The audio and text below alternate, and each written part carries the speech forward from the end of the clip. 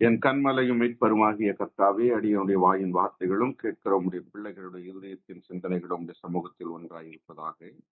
ஆமென்.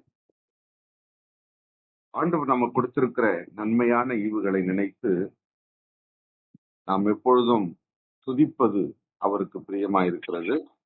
இந்த கால வேளையில கூட ஆண்டவருடைய திருவசனத்தை நாம் தியானிக்க ஒரு தலைப்பு நாவு. நாவு என்று சொன்னா உங்களுக்கு அனைவருக்கும் தெரியும். நாம் அன்றாடம் பேசுகிற அந்த நாக்குன்னு சொல்றோம், அதுதான் நாவுன்னு சொல்லப்படுகிறது. இந்த நாவு குறித்து வேதம் என்ன சொல்லுகிறது? அதனுடைய நாவினுடைய பணி என்ன? அது நம்முடைய சரீரத்துல ஒவ்வொரு அங்கங்களையும் பிரித்து பார்க்கிற பொழுது நாவானது மிக கொடிய நெருப்பு என்று யாக்கோபு எழுதுகிற பொழுது குறிப்பிட்டு காண்பிக்கிறார்.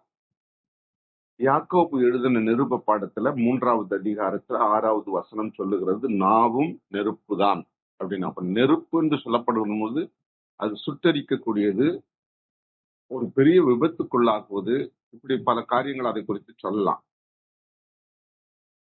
அங்கே இந்த நாவை குறித்து சொல்லுகிற பொழுது ஒரு காரியத்தை உங்களுக்கு நான் சொல்லி கடந்து போகிறேன்.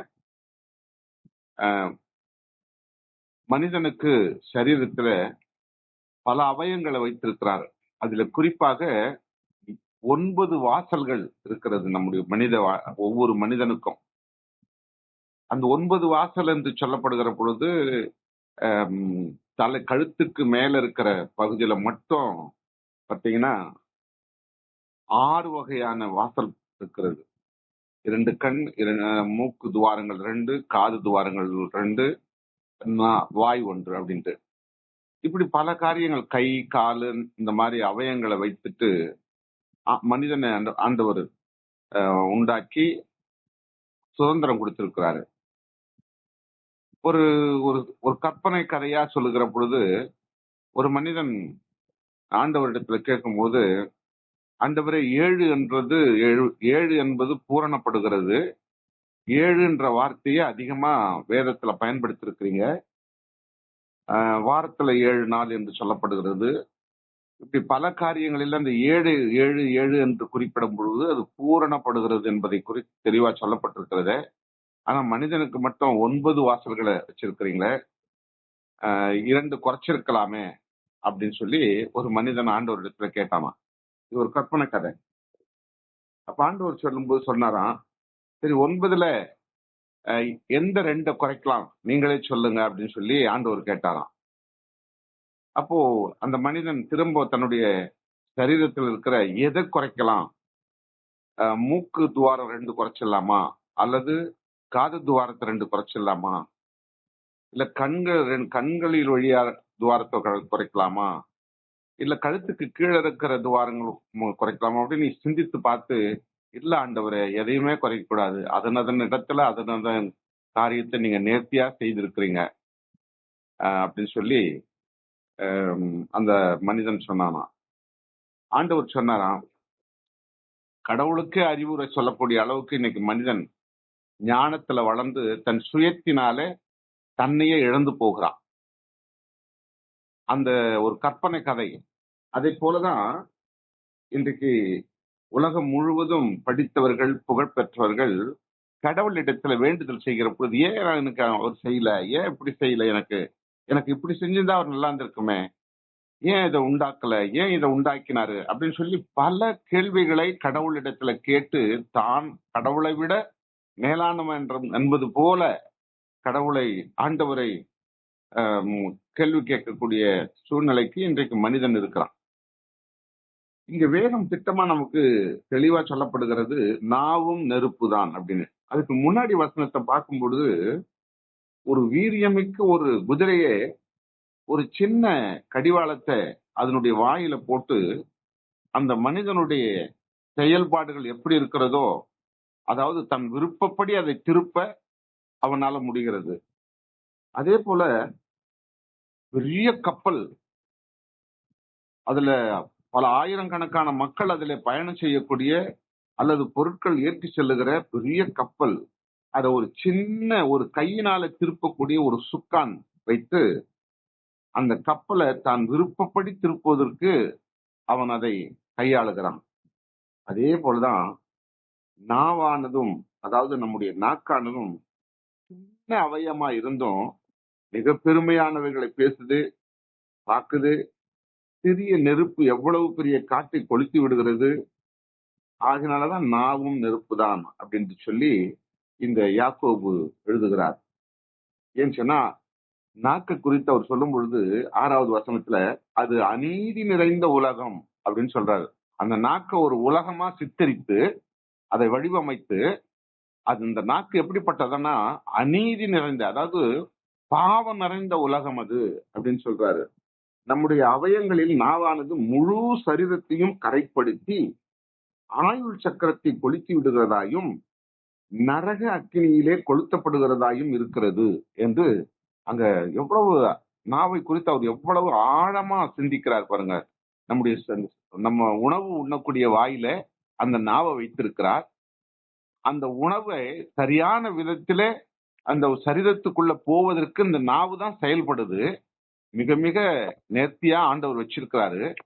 ஆனா அதே நாவு இந்த முழு சரீரத்தையும் நரக அக்கினிக்கு தள்ளக்கூடிய அளவுக்கு இந்த சரீரத்துக்குள்ள இருக்கிற ஆத்மாவையும் சேர்த்து நரகத்துக்கு தள்ளக்கூடிய அளவுக்கு இந்த நாவானது செயல்படும்.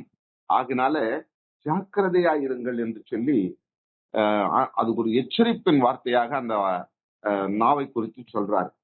எவ்வளவு பேர் நம்ம எடுத்துங்க, உலகத்தை விட்டுடுங்க, நம்ம கிறிஸ்தவர்கள் நம்ம வேதத்தை வாசிக்கிறோம், உலகண்ட சராசரத்தையும் உண்டாக்கின தேவனை நம்ம ஆராதிக்கிறோம், அவரை துதிக்கிறோம், அவரை பாடுறோம், அவரை புகழ்றோம், அவரை ஸ்தோத்திரிக்கிறோம், எல்லாம் செய்யறோம். எல்லாம் முடிஞ்சு உலகத்துக்குள்ள போகும்பொழுது ஒருவரை கெட்ட வார்த்தையால திட்டுறோம், போல் சொல்லுகிறோம், பொய் பேசுகிறோம் இல்லையா? அந்த மாதிரி இந்த நாவானது 2 விதமான செயல்பாடை அது மிக துரிதமாய் செய்யும். அதாவது சிந்திக்க கூட நேரம் கொடுக்காதபடி உடனடியா அது செயல்படுகிற விரும்புகிறது. அப்படிப்பட்ட நாவு தான் நம்மை ரொம்ப ஜாக்கிரதையாய் கையாளணும். 8வது வசனத்துல சொல்லப்படுவது பாருங்க, நாவானது நாவை அடக்க ஒரு மனுஷனாலும் கூடாது, அது அடங்காத பொல்லாங்குள்ளதும் சாவுக்கு ஏதுவான விஷம் நிறைந்ததுமா இருக்கிறது. பாருங்க, சாவுக்கு ஏதுவான விஷம் நிறைந்த ஒரு பாத்திரத்தை போல நாவை ஒப்பிட்டு சொல்லுகிறார். அப்ப இந்த நாக்கு எவ்வளவு பெரிய கொடூரமா இருக்கிறது. அதே நாக்குதான் சத்திய வேதாகமத்தை குறித்து இப்ப பேசிக்கிட்டு இருக்குது. நல்லா கவனிக்கணும்.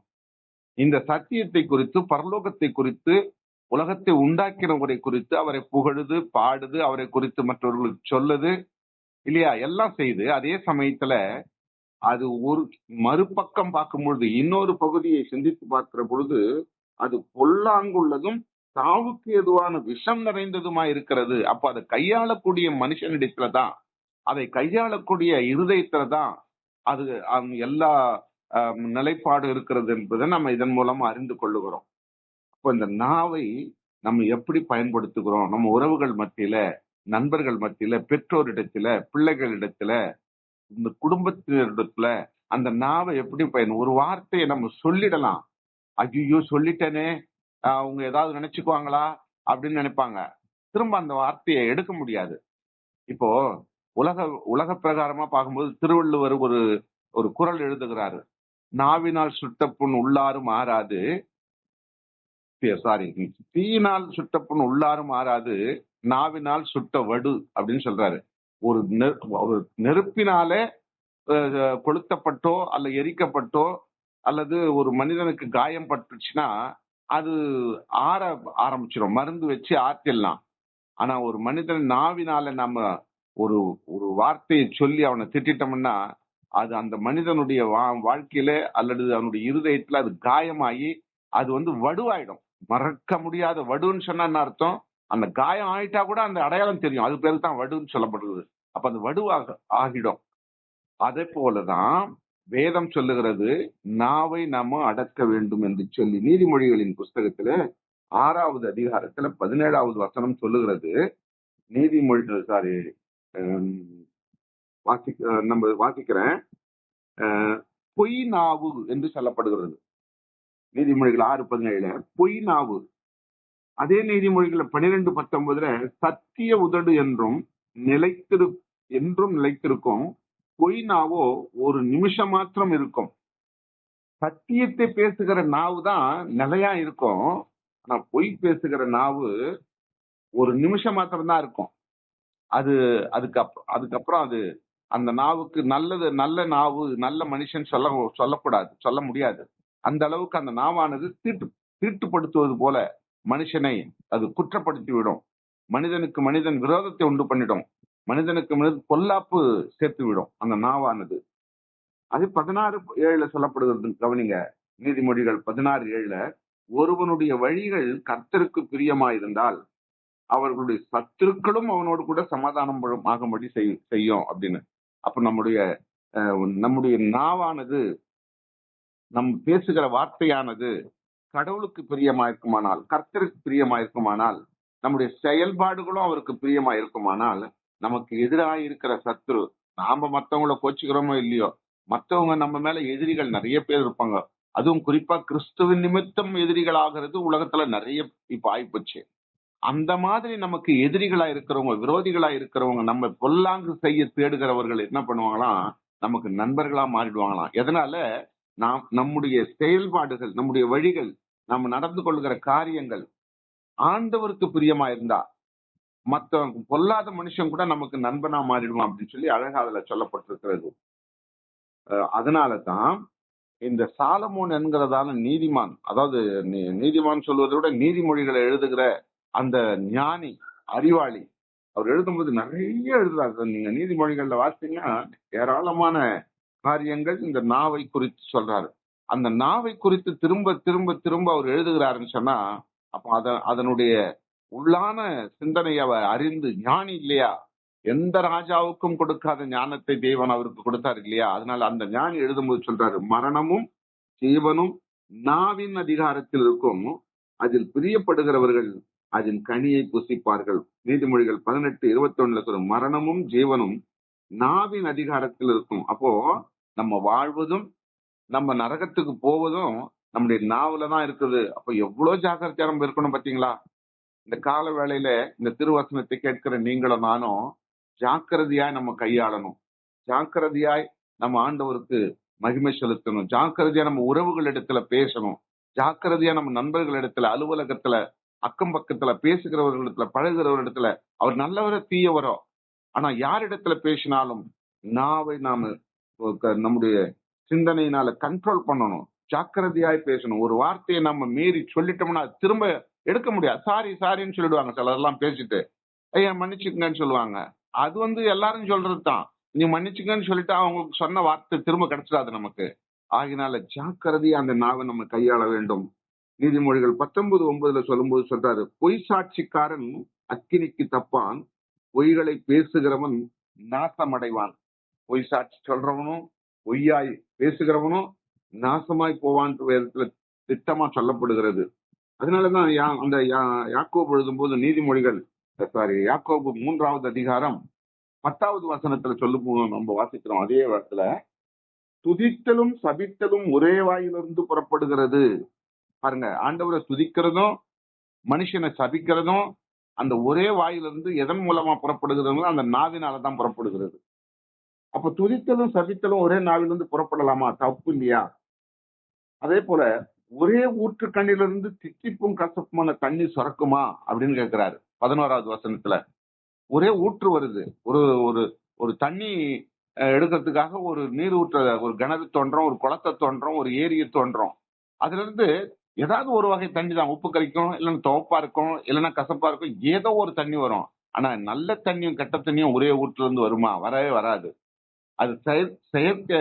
நம்ம கையினால இந்த ஆறு, ஏரி, குளம் இதெல்லாம் மனிதனுடைய கழிவுனால வரும்போதுதான் அது கெடுறதும் நல்லதா இருக்கிறதும் ஆகுமே தவிர, ஊற்றுல இருந்து வரக்கூடிய தண்ணி ஒரே விதமா தான் இருக்கும் என்று சொல்லி அதுல குறிப்பிட்டு காமிக்கிறார். அது மட்டுமல்ல, 14வது வசனத்துல பார்க்கும்பொழுது, உங்கள் இருதயத்திலே கசப்பான வைராக்கியத்தையும் விரோதத்தையும் வைத்தீர்களானால் நீங்கள் பெருமை பாராட்டுகிறீர்கள். சத்தியத்திற்கு விரோதமாய் பொய் சொல்லாமலும் இருங்கள்.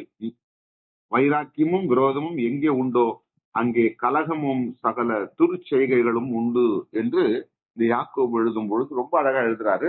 இன்னும் நிறைய வசனங்கள் இருக்கிறது.